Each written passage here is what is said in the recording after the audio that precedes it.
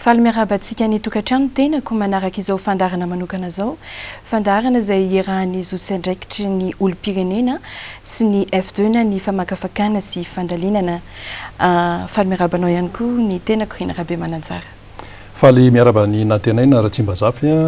nyty fandarana ity dia faly miarabanao mpijery ny fahitalavitra MPS ihany koa amin'ity fandarana manokana ity. Arak'izany dia misy ny lohahevitra izay iarahantsika amin'izao fotoana izao, tsy inona izany fa ny hoe malagasy mitaky ny fahamarinana sy ny mangarahara. Maninona moa noho izay lohahevitra izay no banjinina amin'izao fandarana izao satria mazava loatra fa dia hiaraka ifampitatana amin'ny mpitolona eny amin'ny kianjan'ny 13 Mey ny fandarana ny mpitolona eny amin'ny kianjan'ny 13 Mey izay mitaky ny mangarahara sy ny marina mandidina ny fifidianana filoham-pirenena nototsaina teto Madagasikara iny. Izay ary ny hoe latoko lasitombovavy fa andeha ho arahantsika avy hatrany ny akon'ny hetsika natao teny amin'ny 13 Mey mba ho fitakiana ny marina tao anatin'izany fifidianana izany.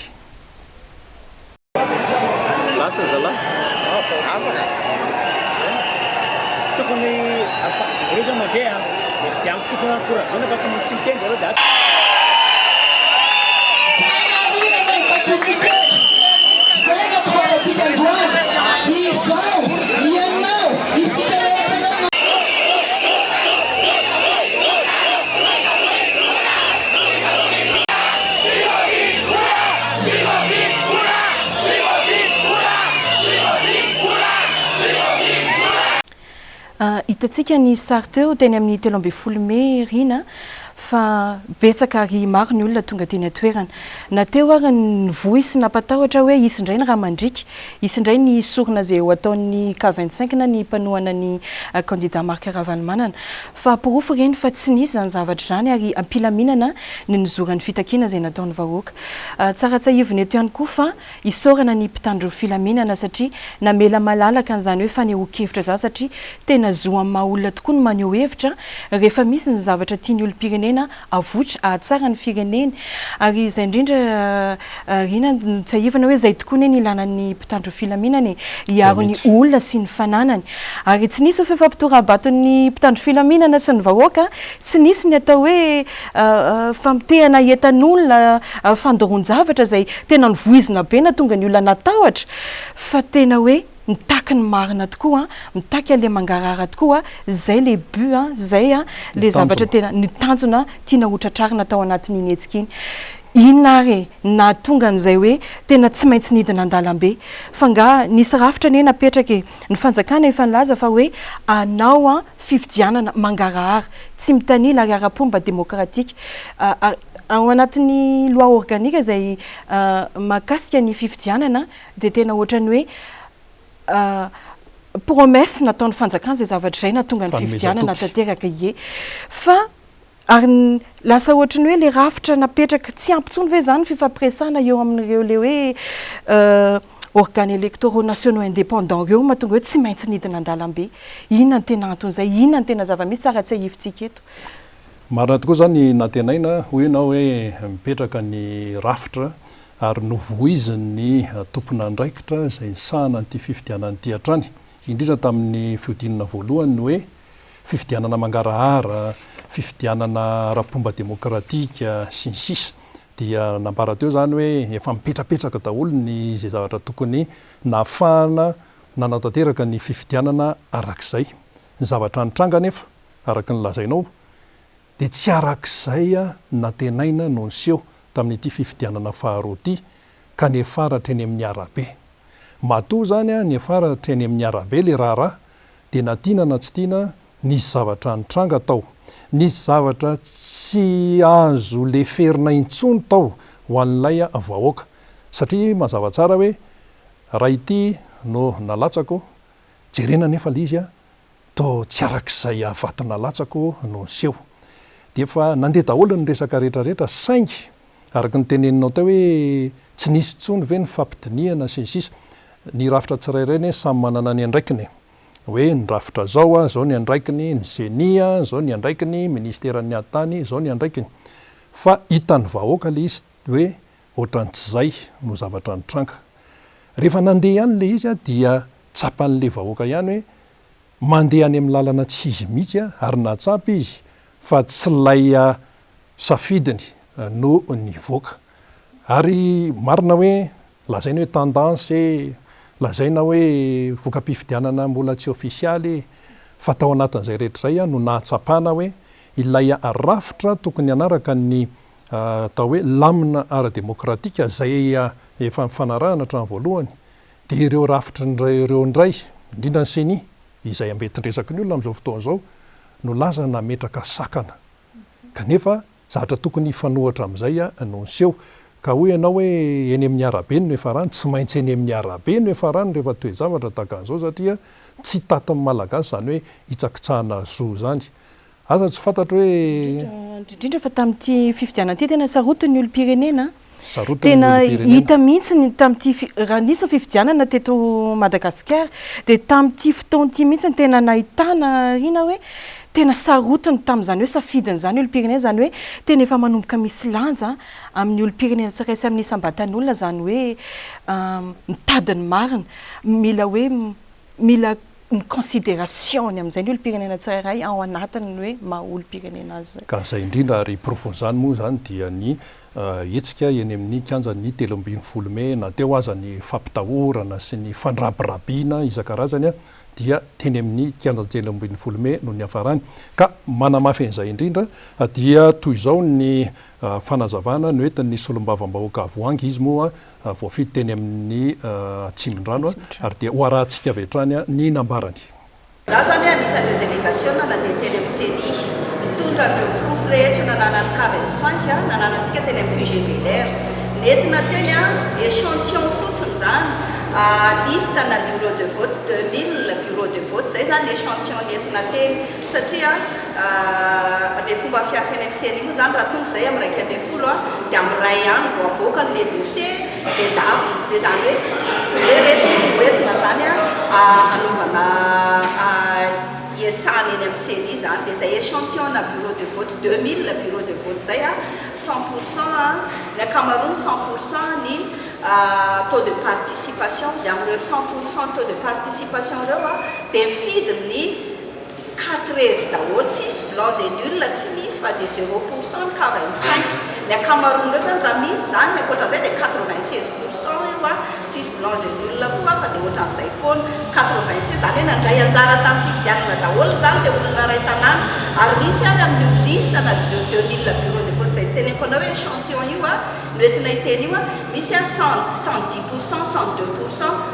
ny ohatra zany ny olona mifidy mbola niampy fa tsy misy blancs et nuls tsy misy K25 fa de 100% 4 daholo zany mifidin'le olona rehefa hitanay teny amin'ny CENI de natao teo ny PV natao teo de tena mitovy daholo mihitsy le zavatra na PV napokany de tonga de tezitra be zareo tsy mahazo maka sary tsonareo tsy mahazo maka sary maninona moa zay tsy afaka aka sary nga tsy mangarahara moa ny asan'ny CENI aty tsy mahazo maka sary nareo izy de niresaka tamin'ny le directeur de communication en CENI ny solotena ny 4 teny zareo zany efa hoe milamina moa izy efa 400 000 l'écart de lasa noty daholo zareo 13 rehetrarehetra teny amin'ny CENI efa lasa noty daholo de rehefa nisy an'izay hoe tsy mahazo maka sary tsony de za kosa tsy nanaiky ahoana moa tsy azahonay maka sary zao zava misy mila ampiseho amin'ny vahoaka zao tsy navela maka sary de niantso an'le soloteny CENI le solotena 4 ray kely sisa tavela tao de nirodorodo be avandry zareo 13 miaraka amin'le DIRCOM an'ny CENI anteny hoe tsy mahazo maka sary tsony ny vice président CENI Thierry Rakotonarivo mibaiko anay eto tsy mahazo maka sary tsony nareo de mirava ny 12 ny fanaovana ty asy ty fa tsy mahazo totsony de zay no tena zay kely resaka tamin'ny directeur vice président amin'ny CENI anankiray resaka taminy zay hoe vice président Hervé resaka taminay de misy izy nangataka mantsy zay hoe mba hajanony aloha ny anaovana ny proclamation io fa alao mba hivoaka eto alohany marina satria raha mahiteto reto liste naseho anay anazy tsara ary avy aty aminareo reo liste reo nampiarahanay tamin'ny dossier anay tany de nentinay taty verina confrontena miaraka aminareo eno izy izy zay ozy izy de aloha izy za ozy izy iresaka amin'ny président CENI zay zany nangatana eo ajanolo le proclamation tokony tamin'ny lakamisy satria misy zavatra be tabe rehetra tsy mety zay hoe mifossé le voka-pifidianana dia nangataka koa zay hoe mba hampina le olona hiasa amin'ny seni fa folo fotsiny mba ataovy 50 farafahakeliny satria 2000 reto tsy ho vity reto raha zay olona folo alors izy iresaka amin'ny président seni anamara angataka zay verina valona izy dia verina tamin'ilay sy député maître Yantra hoe négatif daholo le izy tsy maintsy ataonay proclamation amin'ny lakamisy dia zay mo teny hoe na efa hitanareo ty reo pelantananareo re izy gagagaga ty rehetrarehetra ty mety échantillon fotsiny izy zay verina izy izy négatif ao izy izy tsy maintsy ataonay proclamation tsy azo atao izy izy mampiditra olona dimampolo zany aseo fa folo ihany dia zany dikany zany hoe tsy ho vita mihitsy traitement le dossier 2000 reo mbola vao 2000 fa mbola be tabe fa reo no nentina tany dia rehefa izay dia rehefa niasa teo zany alefa zao le voaingana ny dossier anareo dia le fomba fiasa moa zany araka le teneny hoe raha amin'ny iray zay tonga na amiraika ambin'ny folo zay tonga dia atondrorina vovoka le dossier avany zany hoe tsy vita traitement mihitsy zany le bureau de vote 2000 nentinay fa ampahany kely fotsiny no hita dia nefa reo ampahany reo dia efa mitombona daholo seni zany dia tena hoe nanamafy sofiny nanamafy lamosiny efa tena hoe nanao vivery izy zany hoe tsy mirarazy ninnininy mitranga fa nenay ihany zay zany raha hitanay raha ny zavatra nseho teny satria zany manatry maso teny dia zay ny fihetsiky ny seni tena tsy miraraha tsy niemy kely akory ny zavatra rehetrarehetra nolazainay nangatahanay tsy nasiny considération ny zavatra ny keny aza hoe efa confrontena an'ireo dossier reo amin'ny avondray dia raha ohatra ka tonga any miasa satria fa manao ny requête rehetrarehetra ny légalitime ny eopelantanana tena vaingana tsy azo lavina ny olombelona rehetrarehetra koa nanatry maso dia afaka hijova olombelona raha ny tokony misy zany ny ataon'ny HCC amin'izao raha tena mitsara marina ny HCR zay matompo fanao an'izay satria mba olona miana-paizana daholo ihany fa rehetrarehetra eo tokony foanana mihitsy le élection satria tena généralisé massive le fraude. Maninona moa no takona ny fahamarinana eto amin'ity firenena misy atsika ity takona fahamarinana satria tena iarahantsika malala fa manjaka dia manjaka ny kolikoly ohatrany hoe lasa tsy magaga raha hoe ny fifidianana ava misy kolikoly satria efa fiainana iainan'ny malagasy mihitsy zany hoe kolikoly zany ary ny kolikoly dia miteraka fiatraikany ratsy tena ratsy mihitsy tsy ny ara ekonomika ihany fa tena eo amin'ny na ara-toetsaina na amin'ny akapobe-piainan'ny sambatan'olona zany hoe tsy azo ekena ary tsy azo leferina ny fisian'ny kolikoly ray eo amin'ny firenena avy eo koa teo hoe tsy magaga rahatra ny fifidianana no mitenitsika hoe tena efa kolikoly avolenta mihitsy nampiasaina tamin'ity fifidianana ity inona ny antony dia satria mila mitaka ny fahamarinantsika ratsy ny fiatraikan'izany kolikoly zany famonoana kolaka ny fanaovana kolikoly famonoana kolaka ny atao hoe kolikoly anie dia hoe tia ny zava-misy marina dia avadika ny mifanohitra amin'iny no avohitra na aseo zany hoe ny état réel des choses zany lasa takony lasa avily dia eo mahatonga le fahamarinana takony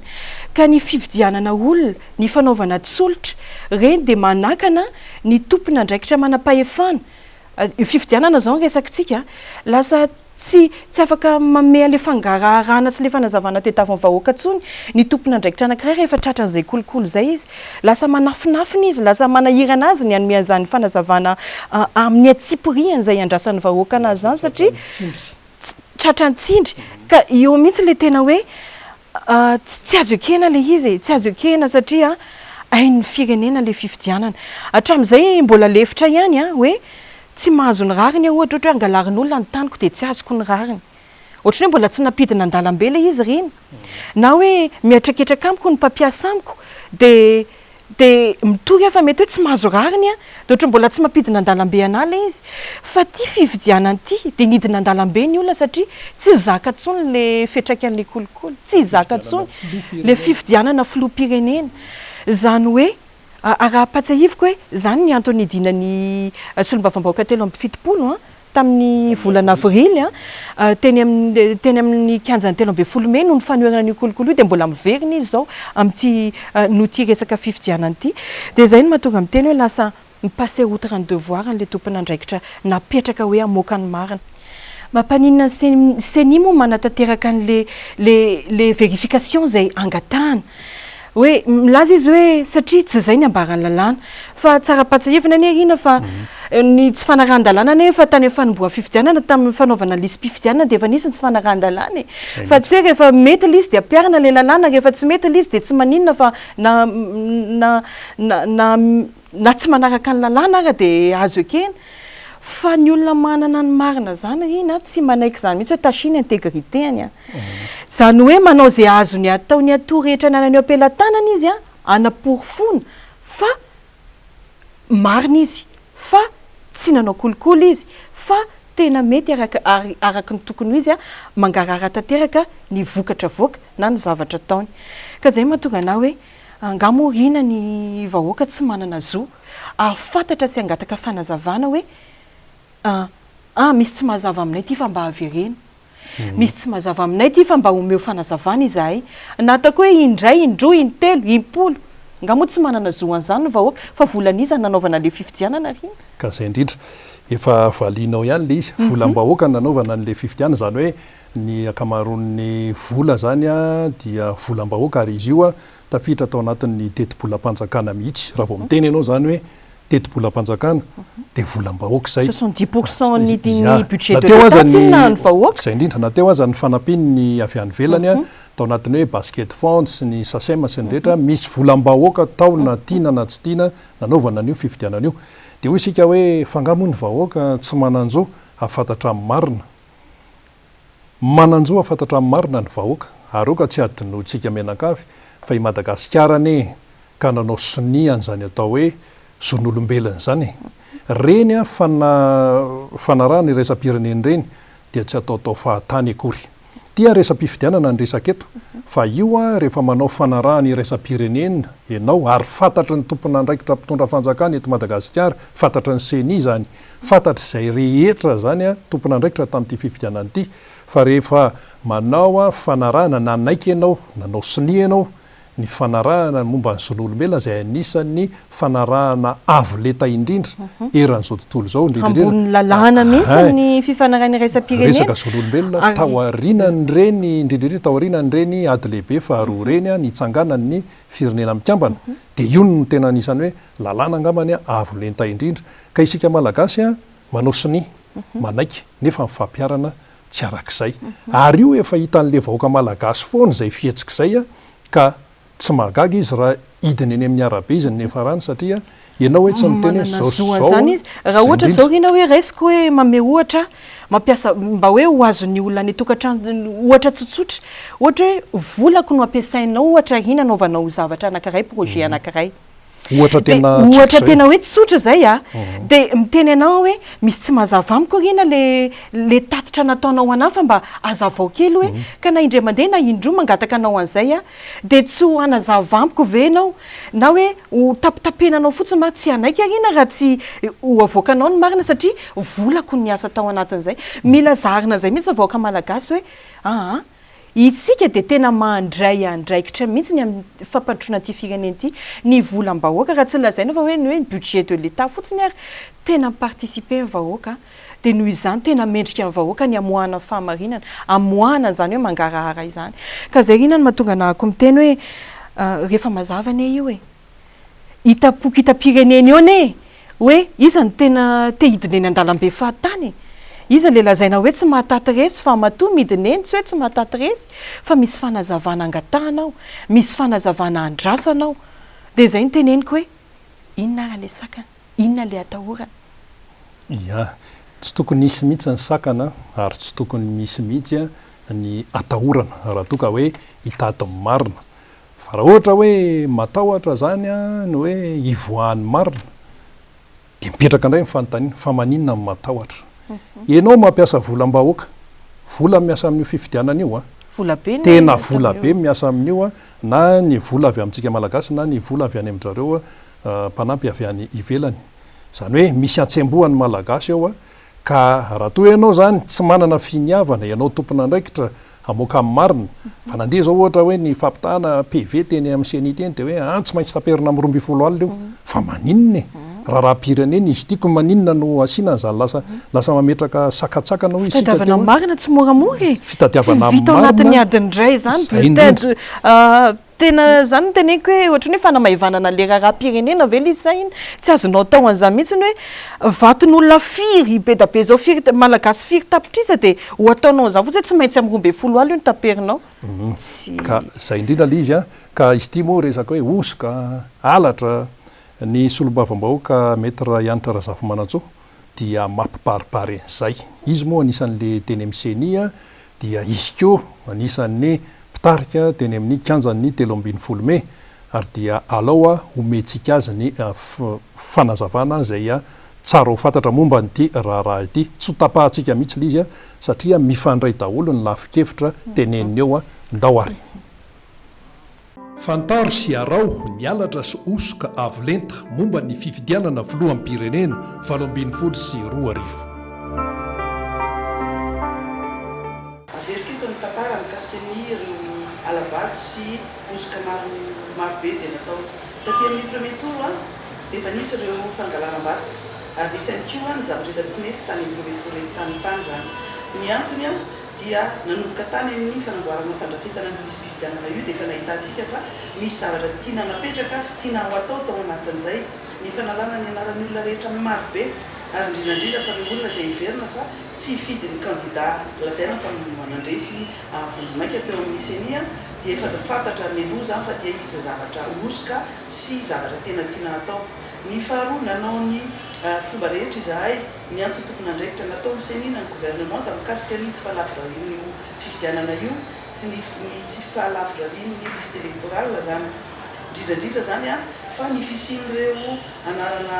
olona zay misorona tao anaty liste électorale izay fantatra fa soratra anarana ara-dalàna ary efa tafiditra tao anatin'ny lista izay nofarana ny seni tamin'ny 15 avril 2024 ny zavatra nitranga nefa voasoratra tao anatin'ny lista io ny olona marobe fa rehefa nanomboka amin'izay ny fifidianana premier tour dia tsy tao anatin'ny lista ireo olona reo zay voalohany ny faharoa ny fisian'ireo olona maty be lehibe zay lasa nahazo kara-pifidianana zany hoe melalanja kokoa ny olona maty no ny olona velona zany ny fahatelo a dia mikasika nyreo doublon na triplon na quadruplon misy foana nyresaka teo ny senia talohan'izay milaza fa hoe tsy misy tsony ny doublon hoe tsy misy tsony ny triplon hoe sisisy kanefa miprofa tamin'ny fifidianana dia marobe ny olona nahazo kara-pifidianana roa na mihoatra ary nisy olona tena nifidy mihitsiny satria napresina hifidy tamin'ny toerana maro na voaravana maro zany ny zavatra mbola nitenena ihany koa talohan'ny fifidianana dia ny filazana fa ataovy mangarahara ny isan'ny bureau de vote zay misy ny bureau fifidianana misy a era Madagasikara na me isa ny seni ny olona fotsiny tamin'ny fanomezana isa hoe 80,852 sa 837 tsara tsony izy amintsika amin'tey zao fa tellement be loatra le fivaovana dia lasa manahirana be le izy fa ny isan'ny omeny seni zay mivoaka tany anaty journal officiel tsy tokony miovana tamin'ny premier tour na deuxième tour ny zavatra misy kosa nefa tamin'ny premier tour dia efa niova ny isan'ireo roampifidiananareo 5 ohatrany hoe namaivanana zany fa premier tour mbola resako eky ihany ny zavatra tena ratsy indrindra ary tena grave indrindra dia ny isan'ny olona zay mifidy hafa teo amin'ny atrehan'ny seni ary hafa teo anatrehan'ny HCC ny antony a dia nampitoroboana ny isan'ny olona mpifidy dia tsy voafehiny teo amin'ny HCC intsony a ny nametra n'le isy satria arakaraky ny procès verbal azony a no nisy fa nisan'ny automatika ny isan'ny mpifidy dia nihoatra be amin'ny isanavoaka ny liste électorale tamin'ny 15 avril le izy a dia io zany efa nahitantsika hoe nisy olona nahazo tombony tamin'ny elanelan'isa ireo a tamin'ny isan'ny mpifidy teo nelanelany premier tour sy ny deuxième tour amin'izay izahay dia ny tety ny tokony andraikitra ary miantso ny tokony andraikitra rehetrarehetra ny gouvernement ny premier ministre ny seni ny président république par intérim ary mitondra ny porofo rehetra ny laza fa tena folo avoelina mihoatra n'izany a ny ozoka sy mialatra ho atao amin'ny deuxième tour ty ka noho izany zay dia miantso anareo aka ny fepetra farany miaingana fepetra zay narahanay porofo satria nampisehoanay hoe tsy niolona intsony tamin'le alabato tamin'ny premier tour ny fanandrina amin'ny 45 fa tena mitondra déployer grand moyen ary grand matériel. Ina le grand moyen ny vola zay nampiasaina tamin'ny premier tour efa be lehibe dia natotona tany amin'ny fifidianana olona fotsiny, fifidianana chef district, fifidianana ministre, fifidianana chef district, fifidianana chef portane ary fifidianana olona sy vato marobe, fifidianana carte électorale tsy nampiasaina, fifidianana liste électorale. Io zany dia mafisoko tsara mihitsy le izy hoe misy presque beaucoup atao amin'ny CENI izay mivarotra ny base de données amin'ny CENI ny anaran'ny olona rehetra liste eto anatin'ny liste électorale rehetra. Zay zavatra zay dia iverinay fa tsy tokony avela fotsiny amin'izao satria tena zava-doza satria na ny candidat tsy nanana accès tena hoe ity ny base de données ny mpifidy rehetra fa kosa nivoaka io liste io ary ny liste électorale nafahan'ny mpifanandrina ny 45 nanao karaha mpifidianana osika zay tsy nicommandina tao amin'ny imprimerie nationale fa tonga dia nampiasaina tena hoe karaha mpifidianana feno misy ny anaran'ny olona ifidy. Zay zany le tena alatra bevava anankiray voalohany. Misy toerana maromaro efa nanaovana ihany soava nanaovana plainte tokony nanaovana perquisition satria tratra flagrant délit mihitsiny nanana fitaovana arifomba tena raitra dia raitra narahana technicien vahiny niarahana nanao an'ireny vitaminique ireny nisy ihany koa hatramin'ny fanaovana hatrany Afrique du Sud. Zany zavatra rehetrarehetra zany miantsona ny tompony andraikitra hoe zava-dozy ty zavatra mitranga eto firenena ty. Ny zavatra natao tsy niolona fotsiny tamin'ny fampiasana reo karaha mpifidianana tsy nampiasain'ny olona zay nifidiana daholo dia namidiny tamin'ny rehetra. Nisy chef tany nifidiana 400 000 ariary, 500 000 ariary. Nisy chef tany mivarotra hatramin'ny 7 000 ohatriny moa zany 500 sy ray tapitrisa ariary ny karaha mpifidianana eto am-pelantanana. Fa ankoatran'izay le teneko zay dia izy hoe nisy tena karaha mpifidianana fosika ary nitsangana vavolombelona zany ny directeur général ny imprimerie nationale andro alahady moa zany nanaovana le conférence de presse iverinay fa tena hoe maika dia maika izy nampalala an'le izy satria izahay dia niantsoantso ary nanaitra ny tompona andraikitra rehetrarehetra nanao ny plainte hoe reto misy grofo tratra tary tsy mba hoe karaha mpifidianana vitsivitsy fa amanetsina zany karaha mpifidianana zany. Nasehonay ny tompona andraikitra tao ny directeur général ny imprimerie Madagascar nationale dia tena samy hafa tokoa ny consistance an'le karaha mpifidianana. Ny commandine CENI ozy izy dia manify ary malemilemy be. Le nasehonay zay tratra tany am-pelantanan'olona izay ampahany fotsiny tena ampahany raha mihoatra n'le amatapitrisa nataon'ireo olona tsy valahara ireo fa matevina le izy kanefa kosa rehefa jerena sarotra ho an'ny membre bureau de vote sy ny délégué ny bureau de vote no malala fa tena izy na tsy tena izy ty karaha mpifidianana ty. Ny tompona andraikitra ny CENI président ny CENI nampahafantarina io ary nitondranay ny échantillon io nanaovanay ny taratasy fangatahana fandraisana andraikitra officialy gaga zay moa zany fa tsy misy réaction vany hoe inona no mba natao nafahana nanakana an'ireny karaha mpifidianana santika ireny fa ohatrany hoe navelana andeha any le karaha mpifidianana dia navelana angalatra amin'ny fomba officialy zany ny olona nanazay intention zay. Ny fa manaraka dia mikasika andre reo karaha-panondrom-pirenena santika marobe ny karaha-panondro zay nampiasaina tamin'ity fifidianana ty. Tamin'ny premier tour dia nolazainy secrétaire général ny imprimerie nationale fa nisy ray tapitrisa nisan'ny karaha-panondrom-pirenena ny commandin'ny ministère ny atitany tamin'ny imprimerie nationale izay efa nomena ny ministère ny atitany. Teo izay dia nanao ny tombatombana hoe raha ohatra ka any amin'ny 5 hetsy sy 2 alina 250 000 ny olona zay akizy ampitaona na olona anova karaha-panondro na nanao jugement supplétif no azo an'le carte d'identité nationale dia misy ambony 750 000 be zao zany. Natao aiza daholo reo tamin'ny premier tour dia efa nampiasaina ny carte d'identité misy tena hoe tena izy fa misy ny fausse carte d'identité nationale. Taty aorinany deuxième tour dia mbola nangataka nanao commandena 500 000 carte d'identité nationale ny ministère de l'intérieur dia tsy nomeny ny tao amin'ny imprimerie nationale hoy fiteny filazan'ny directeur général ny priorité nationale rehefa tsy nahazo andreo 500 000 carte d'identité reo a ny ministère de l'intérieur dia nisy olona nanita-kevitra tany ivelantany satria efa nanana machine raitra ary nisy vavolombelona maro no tokony andraikitra nahita nireo karapanondrom-pirenena samboka reo izay nampiasainy tena nampiasainy ary nisy chef district nanao sonia an'ireo karapanondrom-pirenena samboka reo fa misy koa tsy natao sonia fa dia karapanondro tsy ara-dalàna no nentina mifidy dia nekeny ny birao-pifidianana tsisy lavitondro tsisy cachet tsisy fitomboka tsy misy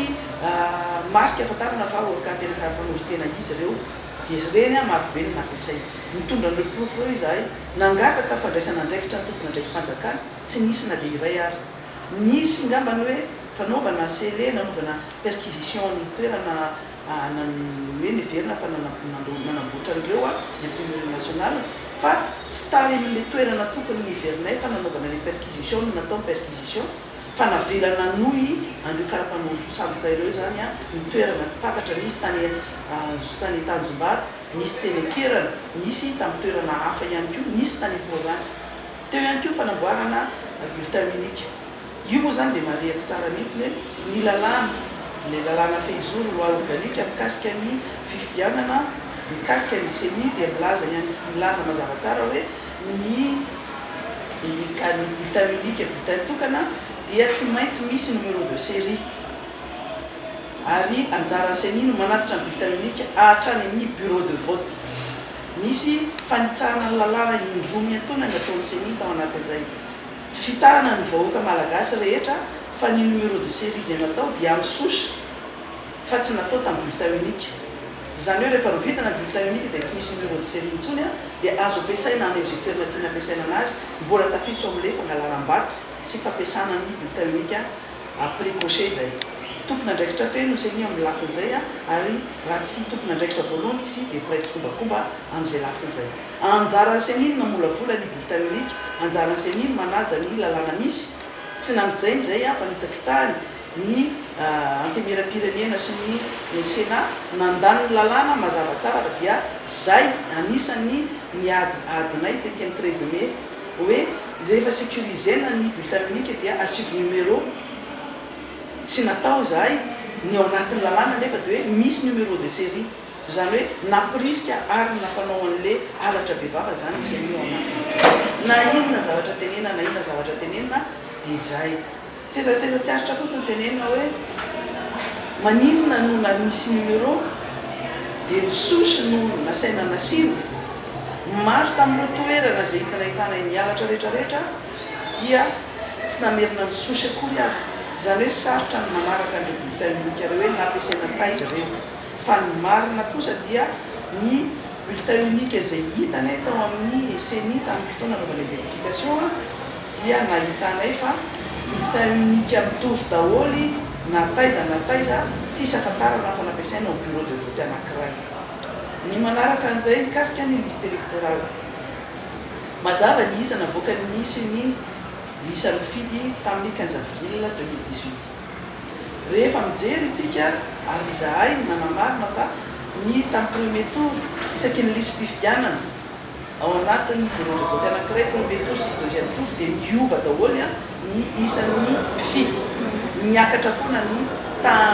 salan'isan'ny mpifidy indrindra fa reo tamin'ny toerana nandresen'ny candidat mifanandrina mikava-tsaingy zany hoe fa tena nampitombona ny isan'ny mpifidy dia nampitombona ny tala-pafitriany taux de participation dia nitombo koa ny isa azo ny mifanandrina mikava-tsaingy zany hoe nangalatra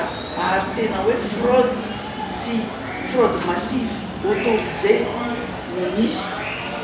ary hiteny aeto hoe andao ary hijeriretsika fa amoaka ny CENI dia amoaka koa ny HCC ho hitatsika ny fitombony isan'ny olona satria tsy ho normal mihitsy hoe numéro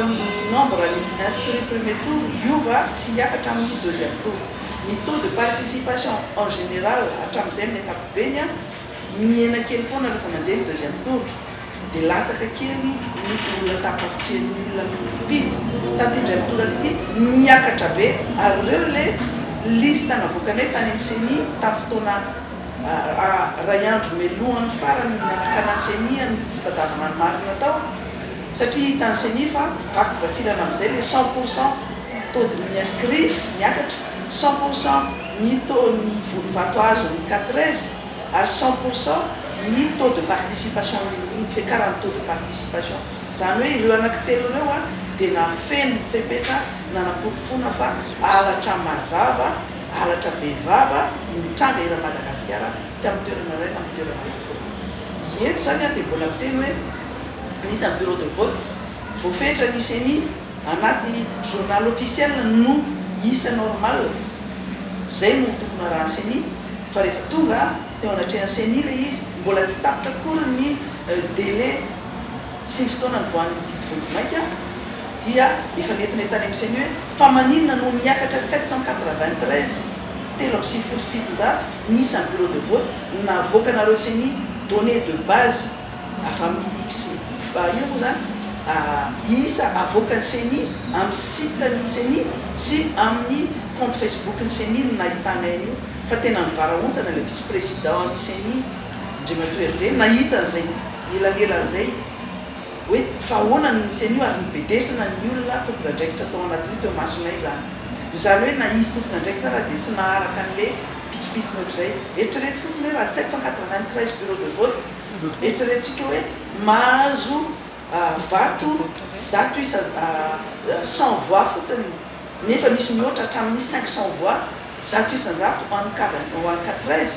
dia eritrereto fotsiny zany hoe 793 fois 100 raha ohatra ka 100 fotsiny dia efa 75 300 voix zay kanefa en moyenne teo amin'ny entre ny 500 sy 300 sy 500 voix dia nazahoana zato isanjato reny dia eritrereto mora be nazahoana ny elanelam-bato 500 000 voix iny mbola vo zay fotsiny hitatsika le mbola elanela le bureau fictif zany zay io am'izay tsika zany hiditra amin'le resaka tena deuxième tour am'izay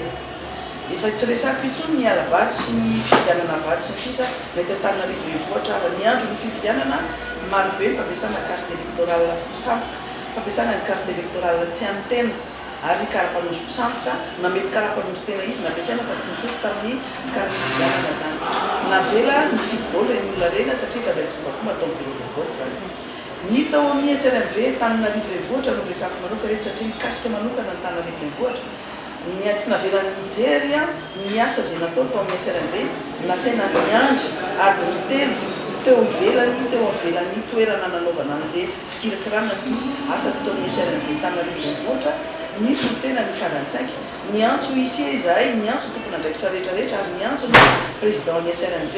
hoe tsy azo ataonareo zany fa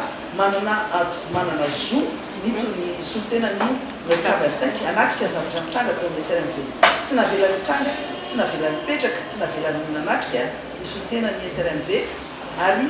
vavolombelona kosa nefa izahay tao anatrehan'izay tao anatin'izay fotoana zay azo sary nalaina vidéo nandresaka ny zavatra natao no tatahana ny sary ny ino moa zany ny pli ny sachet misy an'ireo antota taratasy rehetra ny ilaina nampiasaina tamin'izany dia hita mazava tsara ny nangalana ny PV zay tao anatiny sachet io dia misoloana ary misy PV vierge zay vao natao soni ary mangalatra soni zay le hoe fausse signature fa fanaovana faux usage de faux ihany koa zany zavatra zany dia naparitakay tany amin'ny CENI nentina tany ny proof satria misy huissier ny constaté an'izany fa gaga ny vice président CENI hoe tena zay ohatrany tsy mino fa misy PV vierge mandehandeha satria dia PV anankiray ho an'ny bureau de vote anankiray izahay ny teny hoe matoa misy hoe Antananarivo renivohitra nanao an'io dia afaka manao ny dolo nataiza misy miraitsy-kombakomba ty amin'ny CENI na koa misy niraitsy-kombakomba tamin'ny fanamboarana an'ireny PV reny satria ny PV anankiray koa dia ho an'ny bureau de vote anankiray iny dia hitanay fa misy numéro tokoa isaky ny bureau de vote kanefa nahita ka maromaro ny legal team izahay legal team ny pool de juriste moa zany nahita PV maromaro tsy misy numéro dia ia koa zany le mbola tenena hoe efa tafiditra ao anatin'le tambajotra ny alabato reny nentina atao amin'ny CENI mihitsy hoe ireto tsy misy numéro dia nanomboka izay nangataka amin'izay zany ny fampitahana na ny confrontation nataonay fanahinina mihitsy satria baoritra anakiro no nentina tany amin'seny io moa no mampitabataba namana na tsy namana ihany ko hoe 5 hoe tsy miisany hoininy fa ny intention tena zava-dehibe ary fanapolofona fa misy le izy raha eto Antananarivo renivohitra anao mavita manova PV tsy misy antony tsy ahafahana manova PV any amin'izay ny SRLV sy distrika any faritra hafa any amin'ny toerana hafa netinay tao amin'ny CENI amin'izay ny PV anaovana confrontation ny CENI tamin'izay fotoana zay dia miteny hoe mbola tsy misy PV réel na PV physique na PV taratasy toko ampelantanany fa dia PV scanner zany no ahafahana manao confrontation gaga aloha zay tamin'izay satria ny alina zany hoe ny larbi folakamisy dia efa nisy résultat navoaka CENI avy amin'ny alalan'ny PV scanner zay mahavariana fa avany Kialamavono avany Beroro avany amin'ny toerana lavitra be any zay sarotra ny inona fa dia manana an'ilay fitaovana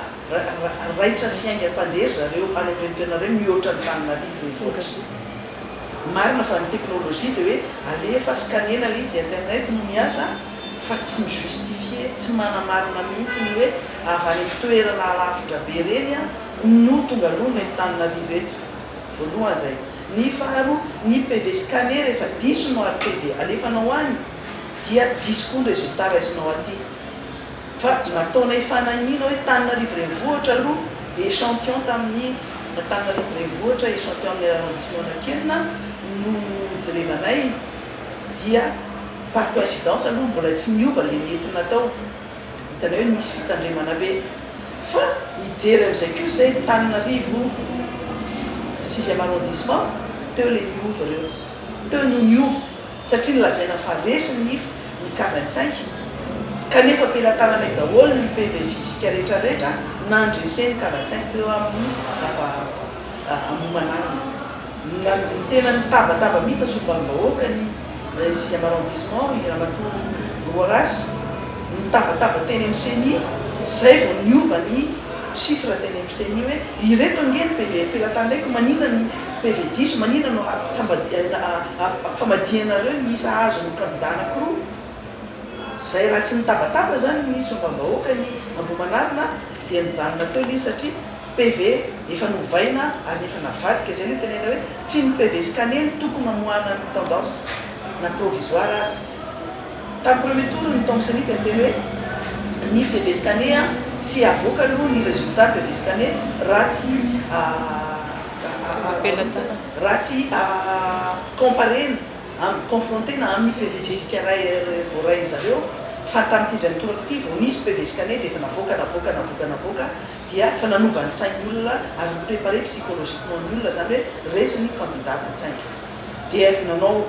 rappel à l'ordre zay hoe ajanony aloha io fa zahay tonga eto amin'ny CENI anao confrontation zay PV rehetrarehetra avoakanareo fa zay manana PV rehetra zay avoakanareo io fa aizany anareo tsy nanana ny CENI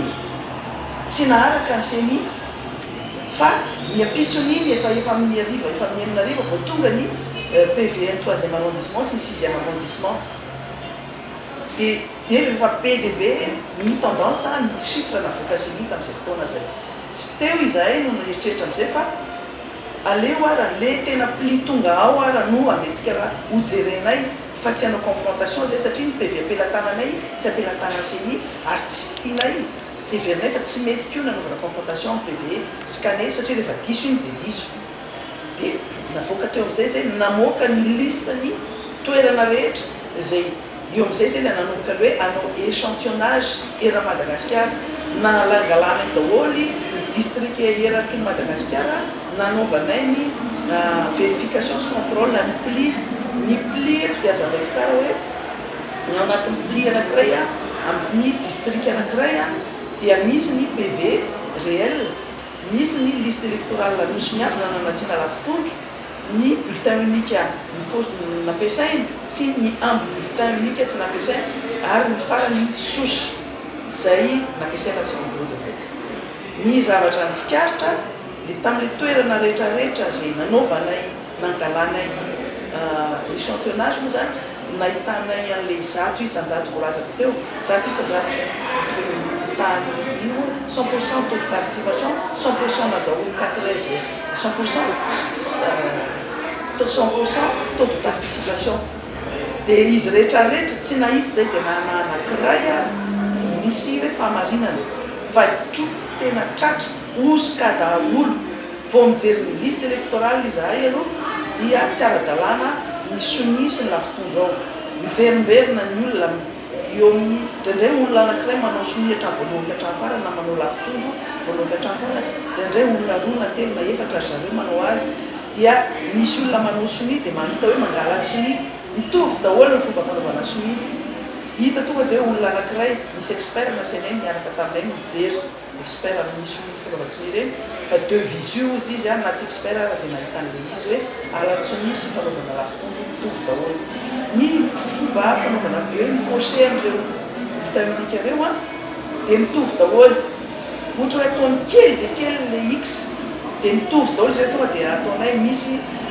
olona anankiray manao 10 sasa manao 10 sasany mampiasa misy sasany manao soni dia hitanao soni ao anatin'le vitaminique le soni natao tao anatiny tao anaty liste électorale tsy nefa na ny PV ny akabetsahana izy rehetra dia nisy ny olona mpifidy betsaka ny olona mifidy betsaka ny olona manao soni zay zany zavatra mitranga zany hoe tsy voafehiny koa zany nombre de votant betsaka aloha ny nombre ny inscrit zany rehetrarehetra zany nahitana zany na roa ny elanelany na folo ny elanelany na zato ny elanelany ny principe dia mipetraka hoe alabato naiza naiza toerana natao faritra atsimo rehetra iny Amboasary atsimo Betioky Betroka Toliara voalohany faharoa ny faritra Tsinana zay toerana rehetrarehetra nijerena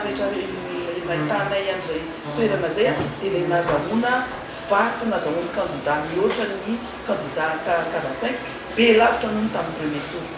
raha miasa tsara ny HCC dia ahita izy tsy anontaniana kory fa tonga dia miteny hoe avoay raha ny liste électorale tamin'ny premier tour ho ampitahana ny liste électorale deuxième tour dia ahita izy fa soni tsy mitovy ary lavitondro tsy mitovy no hita eo avoay raha ny isan'ny mpifidy tamin'ny premier tour sy ny deuxième tour dia ahita izy fa ny nombre d'inscrits tsy miova na premier tour na deuxième tour no atao maninona no lasa niova ary mitombo tamin'ny deuxième tour dia ahita koa izy fa maninona no lasa miakatra be ny taux de participation sy ny vato azo ny candidat mifanaritra ny 45 dia zay fotsiny dia efa ampy oza mora kely ny azahoana 500 000 voix d'écart ka tsy ahirairaina hoe 10 no PV anananareo miala tsiny hiteny eto fa samy nanana hélicoptère isika ary samy nanangona ny PV tany amin'ny toerana sarodalana rehetra ka ny fampiasana ny hélicoptère iny tsy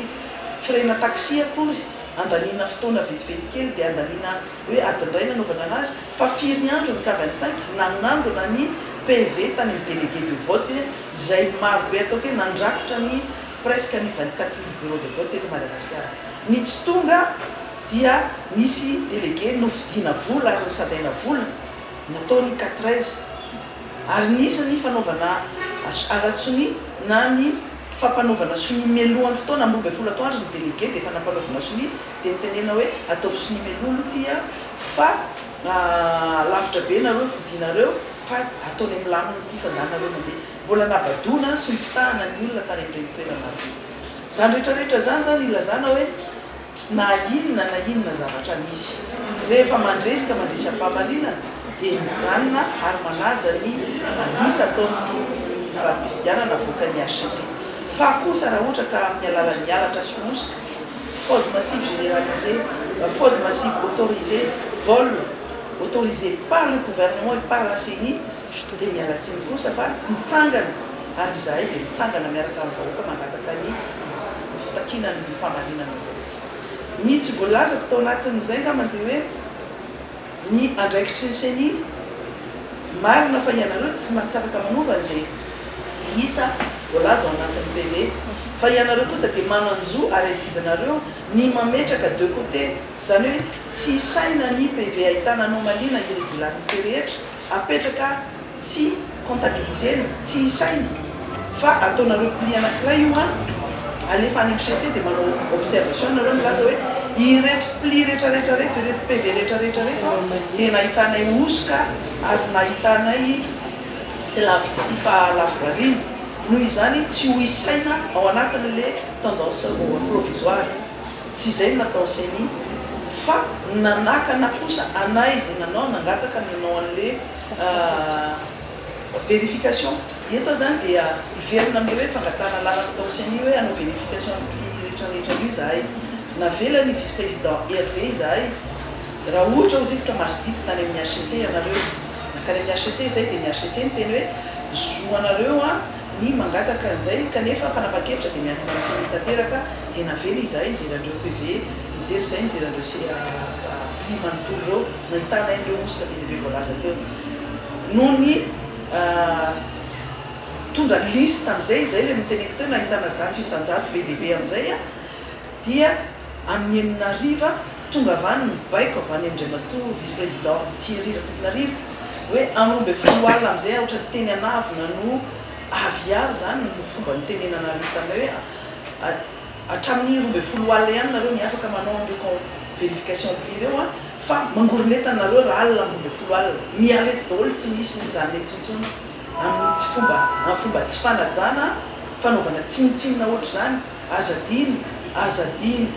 fa zoan'ny tsiraray ny mitorany amin'ny HCC zoan'ny candidat mametraka ny olona manaraka ny manaramaso amin'seny fa tsy zoanareo koa zany manao tsinitsinina anay zay tonga tany andro krismasy tsy nafoy tena ny olona maro nanao andreo vérification reo zava-dehibe zany krismasy zany ao fiainan'ny kristiana kanefa nanatanteraka andreo asa zay natao reo nahita seny nanao PV seny ary miaiky ny alatra sosika rehetrarehetra zay hitanay tao fa eto am'izay le fantanina hoe fa manina moa Andriamatoa vice président Thierry Rakotonarivo no ianao no manapaka sy mandidy ao anivony seny ianao no manao ny obstruction manakana ny hitadiavana ny marina ao anivony seny inona no antony inona ny tambony satria raha mitoy ny fijerevana andreo liste électorale ireo PV ireo pli rehetrarehetra ireo dia za mino zato isanjato mino tena mino fa na dia efapolo isanjato ary tsy azo ny candidate ray izy nohondreo alatra rehetrarehetra zay natao reo ka andao toizina any amin'ny HCC zay zavatra zay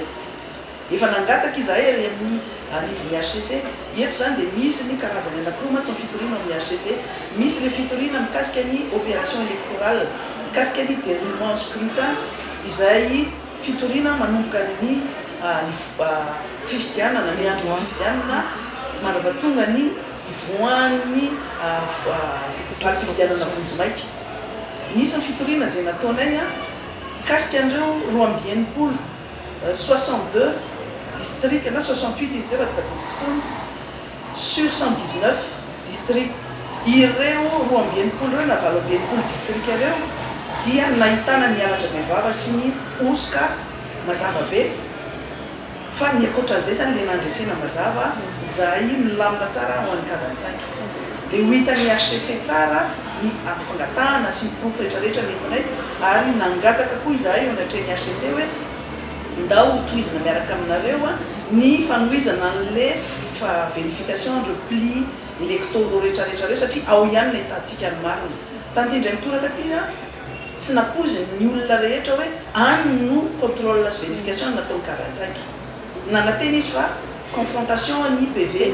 dia nataony milamina tsara ny PV tsy normal intsony ny PV zay hita tsy normal intsony hoe anao confrontation amin'ny PV scanner fa ny PV zay tonga any amin'ny seningy dia PV farak'izay tsara soratra vita tsara ara-dalàna ary gaga hoe ny olona nanao any PV avany amin'ireny faritra rehetra nangalarana ireny dia nandany andro nanao tsara soratra sy nanao ny ara-dalàna kanefa le olona manao soni ao anatiny dia rehefa nanao soni tary amin'ny liste électorale dia lavitondro no natao reo dia fahitantsika contradiction zavatra mifanohatra ny olona mahay manoratra dia mahay manao soni ka nahoana no zay no natao eo zany le tsy fahalavina le mangalatra mialatra tsy famarinana tratra foana naiza zavatra atao azay zany tsona antsoavo misy teny hoe amin'ny HCC eto hoe nangataka izahay zakindroketo miangavy misy anizahay anao ny Sénat HCC izahay ijery andreo liste électoraux reo fa mbola ivonona tsara ny K25 hiara misy raha aminareo ary ijery ny marina sy tondra ny porofo zay akoatra ny efa nentinao am-pelantananay. Mino koa amin'ity ndraitoraka ty fa ny HCC dia iconsidéré ny preuve rehetra nentin'ny K25 tamin'ity ndraitoraka ty tsy anao intsony hoe azo raisina fa tsy mitombona dia hoe tsy ho raisina intsony ny sary sy vidéo fa ny sary ny vidéo misy fanampy ny porofo fa ny constat d'huissier eraky Madagasikara niasa tamin'ny huissier izahay tamin'ity ndraitoraka ty tena niasa mafy ary isaorana ny namana rehetra mpiara-miasa ny huissier legal team ny juriste rehetrarehetra tamin'ity ndraitoraka ty tsy afaka intentsony izy hoe tsy azo raisina satria ao anatin'ny lalàna dia hoe preuve officielle na authentifié zay no zavatra na authentique zay no zavatra ekena amin'ity ndraitoraka ty fa akoatran'ireo mivavolombelona rehetra zay mitondra ny maporofo fampifidy izy amin'ny toerana anankiray témoignage be lehibe na Madagasikara. Eto amin'izay zany le hoe ny HCC mino fa mihaino zavatra hotenenina zao mihaino ny antsoantsony vahoaka malagasy androany tsy Antananarivo intsony fa Madagasikara manontolo no mitsangana mitady ny fahamarinana satria mahafantatra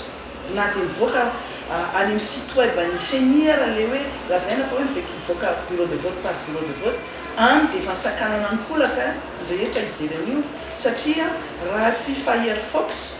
no ijerevana idirana ao amin'ny site seni dia tsy ho tafiditra mihitsy ny olona ary tsy ahitan'izay valiny bureau de vote par bureau de vote. Raha Chrome na ho zavatra hafa no idirantsika ao dia tsy mahita an'io fa natafiditra renao dia miramina be satria mavesatra be le site web ny seni dia tsy ahita ny marina mihitsy zany hoe fa sakanana ankolaka zany amin'ny fomba ankolaka zany za rehetrarehetra zay androany ny mahatonga ny olona réaction spontanée ny antso hoe andao hitsangana hoe avy eny amin'ny 15 mai tsika androany ary hitaky ny fahamarinana alohany amoan'ny HCC ny zay mididiny ao sanatria mivava hoe anaradiany seni ianareo tadio tsara fa tompona andraikitra amin'ny firenena tompona andraikitra amin'izay zavatra miseho tompona andraikitra tanteraka eo anatrehany tantara ny porofo misy vavolombelona misy tsy afaka interson fa tsy mitombona ary azo raisina fa tsy mitombona ireo porofo rehetrarehetra reo aleo re tsy nivola no anjaka sanatria mivava marina fa tena manambola tsy toko tsy foroana ny kandida anankiray marina fa manana ny fitaovana rehetra fa raha alatra kosa no entina hitondra firenena dia izay zany ho saritsara ny 10 taona hoatretsika efa nisy porofo tamin'ny 7 reny fa niany teniko androany tsy ta hiverina amin'ny lasa tsony satria marary dia marary zany zavatra mitranga tamin'ny 7 zany fa ny androany safidintsika tsy azo atao an'izany intsony vonona ijoro tadiny fahamarinana ty tsy fiarovana intsony ny K25 tsy ny tenako no fidina tsy ny K25 tsy ny candidat Marc Ravalomanana no mijoro fa itsika rehetra zay nifidy ary nisafidy ary na tsy mifidy ary ianao fa mahafantatra kosa fa misy mianatra bevava tongava manatevin-darana fanomboany androany ao anatin'ny fetitsika rehefa amaraparana ny taona eo mbola iverina ity amin'ny 15 mai sika aorian'ny fety hitadiny marina ary tsy amelantsika ny marina fa marina tsy mba maty masina loatra ny tanitra zany satria olo-pirenena malagasy ianao dia tsy azo atao tompotrano miono amin'ny zavatra nitranga tao anatin'ny fifidiana izay avy lalovan'ny firenena teo iny izany hoe tena andraikitra ny mampafantatra anao ny zava-misy marina sy ny zavatra nitranga marina ny osika sy ny alatra izay avo lenta ary tena efa nomanina dia ny meloa mihitsiny izay nisy teto amin'ny firenena izay natonga nainanao an'iny fanadiadiana izay nirahana tamin'ny maître Ianitra Razafy iny mba atonga ny tsirairay avy atonga ny zavatra rehetra azava tsara sy hipetrapetraka ao amin'ny fisainanao fa tsy fahatany akory na filana sotasota akory araka ny teny sasany na hoe fitiavana fotsiny te hihetraketraka ny antony zany hoe tolona na ady na fitakinana zany hoe fitadiavana ny marina sy ny mangarahara izany dia izay ihany koa no azo natolotra zany tamin'ity fandaran'ity somary lavalava ihany lisy kanefa tena zava-dehibe satria tsy maivana mihitsy fanehoana ny marina izany satria masina ny tanindrazana ary mametraka ny veloma aminareo mpijery ny fahitalavitra MPS indray ny tenako mametraka veloma amin'ny natenaina ihany koa. Eny Rina Rabe Mananjara mametraka veloma amin'ny vahoaka malagasy ihany koa ny tenako ary mirary fety sambatra ho an'ny isa-tokantrano rehetra mirary soa indrindra ho an'ny ankohonana tsirairay avy ary mametraka ny veloma ho anao koa Rina Rabe Mananjara ary mirary soa anao ihany koa ny tenako.